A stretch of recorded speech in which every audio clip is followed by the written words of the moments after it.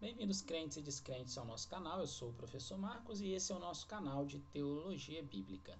Nós estamos numa série de vídeos falando sobre o neopentecostalismo. Na verdade, estamos abordando as verdades ou a verdade por trás do neopentecostalismo. Falamos no vídeo passado sobre a figura de William Kenyon, William Sec Kenyon, que é ou Esek William Kenyon, melhor dizendo, que é considerado por muitos como o pai do movimento do neopentecostalismo. E hoje nós vamos falar de um pastor que é considerado como se fosse um discípulo de William Kenyon. Esse pastor que é considerado como discípulo de William Kenyon, conhecido como Kenneth Hagin, que ficou muito famoso no Brasil, principalmente por causa de livros que ele produziu e que foram editados pela Graça Editorial e por outras editoras também. Hoje a editora do Ministério Rema, que produz muitos livros sobre ele, mas principalmente a Graça Editorial. Estou aqui com dois livros, que é a Autoridade do Crente e O Nome de Jesus. Ambos livros de Kenneth Hagin. Quem foi esse Kenneth Hagin?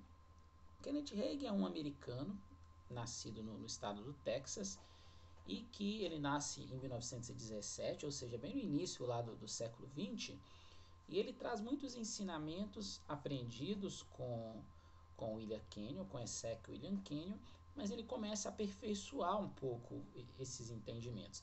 Ele é considerado por muitos estudiosos do pentecostalismo e do neopentecostalismo como o responsável pelo surgimento da confissão positiva, que é a noção de se nós confessarmos algo positivamente, aquilo ali vai acontecer, principalmente no que se refere a curas. Ele até enfoca um pouco a questão da teologia da prosperidade, mas ele não é o responsável direto em si pelo avanço significativo da teologia da prosperidade, não. Mas os movimentos de curas baseados na palavra, tanto que o ministério Palavra da Fé vem alavancado por causa da figura de Kenneth Hagin. Outra coisa que tem importante assim, da história do Kenneth Hagin, porque a história dele está muito ligada àquilo que ele passa a professar. O que acontece na vida dele acaba ocasionando aí um pensamento dele um pouco diferente do pensamento de outros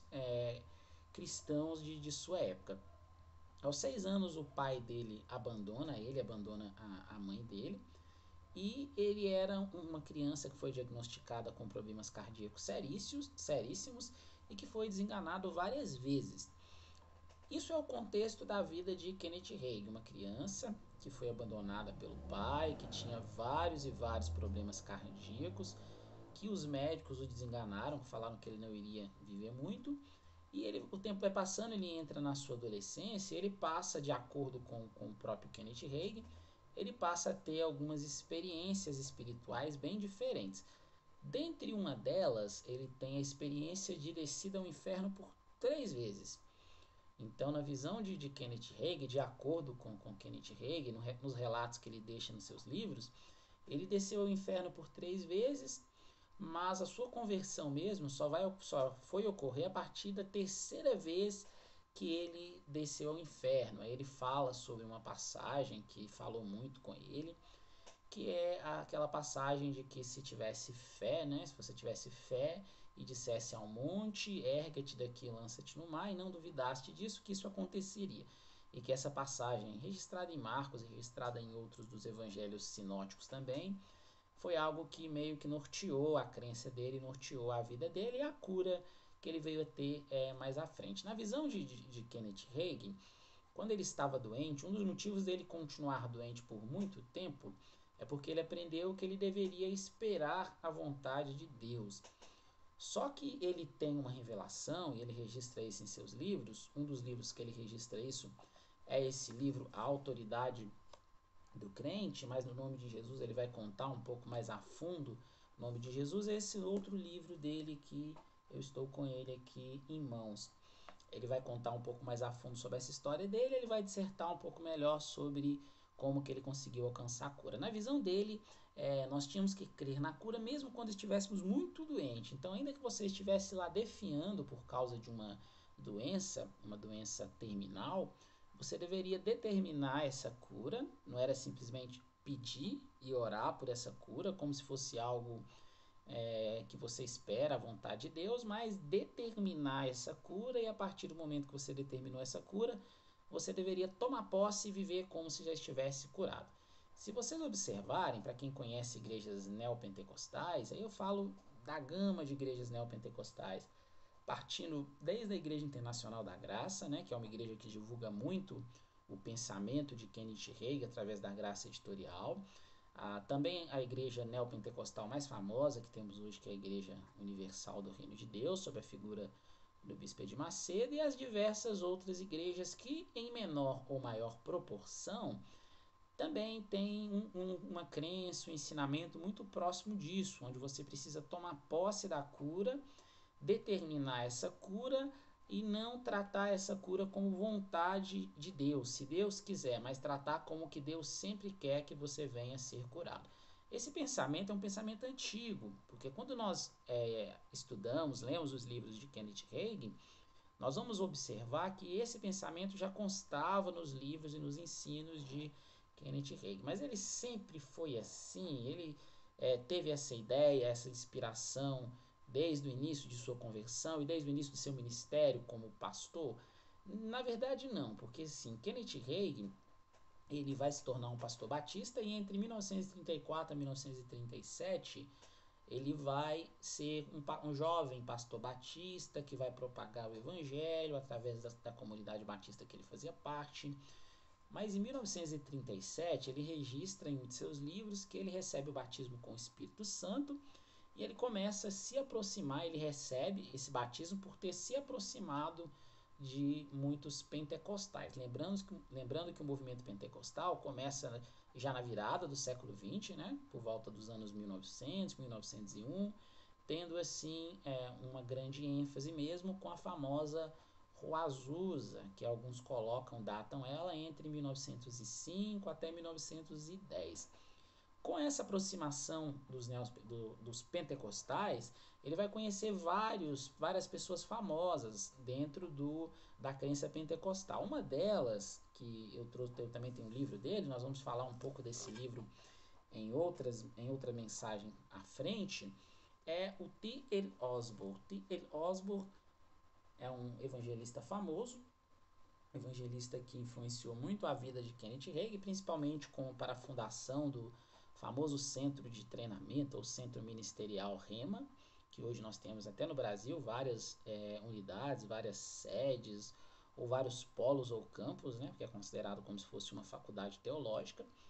E T. L. Osborne vai influenciar muito a vida de Kenneth Hagin, principalmente com o pensamento sobre libertação. Esse livro que eu mostrei, que é o livro Curar Enfermos e Expulsar Demônios, é um livro também publicado pela Graça Editorial, novamente aí afirmando aquilo que eu já disse em acho que foi até no vídeo anterior, que a Graça Editorial é uma das principais, se não a principal difusora, a principal responsável por difundir o pensamento neopentecostal no Brasil.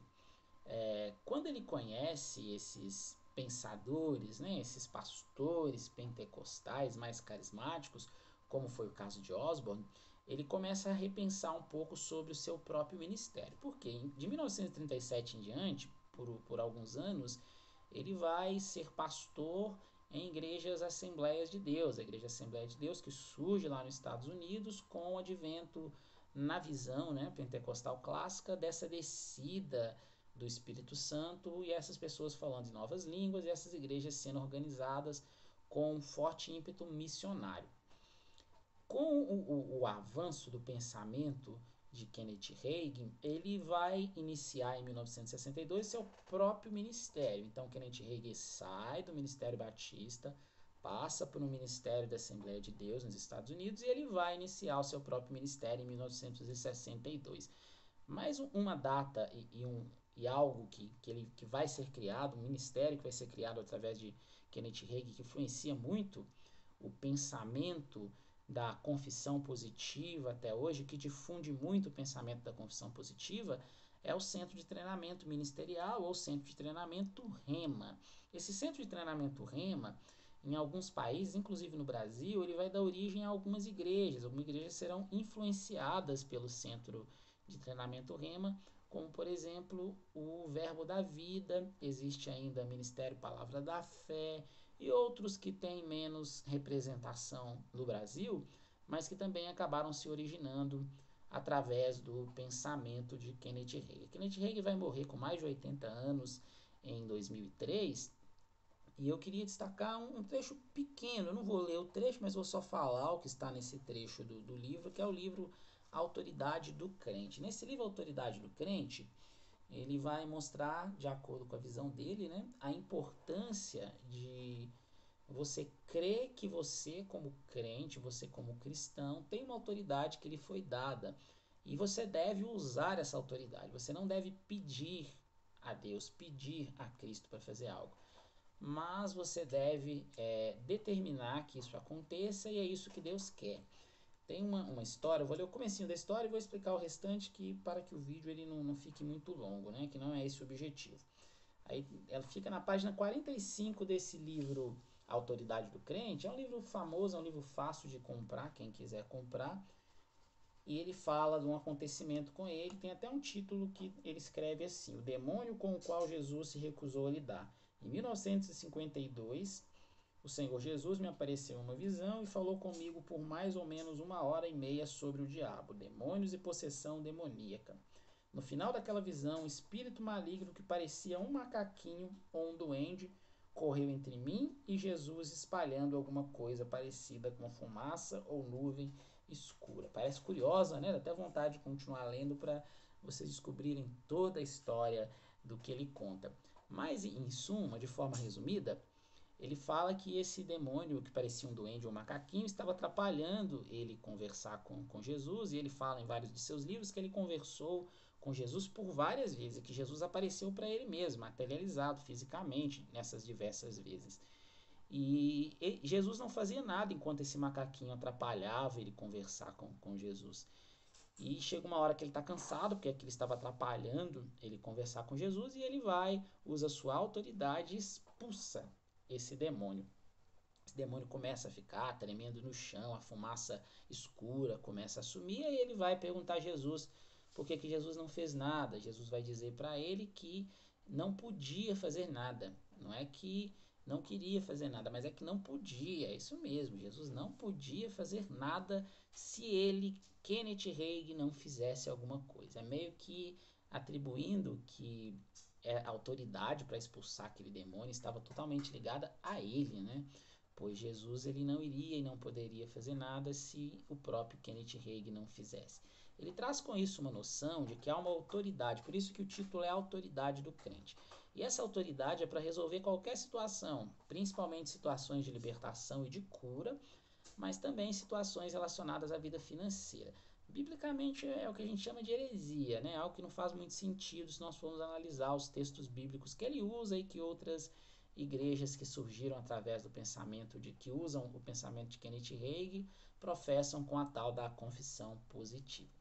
Mas o que eu queria falar para fechar esse nosso vídeo é que a maioria das igrejas neopentecostais hoje, ainda que aquele pastor, bispo, missionário, apóstolo, ou seja lá o cargo ou termo que ele se denomina, a maioria nem sabe quem foi direito Kenneth Hagin. Eles aplicam muitos conhecimentos que Kenneth Hagin popularizou através da confissão positiva, sem nem mesmo refletir sobre isso.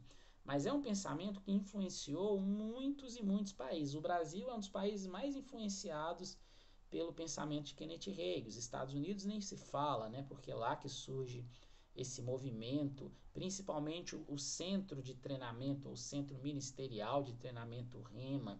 Hoje no Brasil tem vários polos espalhados pelas grandes capitais, espalhados por muitas grandes cidades, e esse pensamento vai sendo popularizado através de uma palavra de confissão positiva, através de tomar posse daquilo que eu quero, crer, ainda que as circunstâncias estejam contrárias, isso vai acontecer. Com certeza você já ouviu isso na TV, na rádio, já viu grandes pregadores falando sobre isso. Quando você ouvir falar sobre isso de novo, fique atento, porque está, ainda que de forma indireta, é um pensamento desse pastor lá, que nasceu lá no início do século XX, que está sendo propagado. Então, no vídeo de hoje, nós falamos um pouco sobre a figura de Kenneth Hagin. A ideia é trazer um panorama mesmo sobre quem foi ele e quais são as características principais do pensamento de Kenneth Hagin e como que esse pensamento ele vigora até hoje, principalmente aqui no Brasil. No próximo vídeo, nós vamos falar um pouco mais de outras grandes personalidades, com um tempo um pouco mais curto, mas abordando o que tem de principal no pensamento desses que influenciaram e muito o pensamento neopentecostal. Aguardo vocês.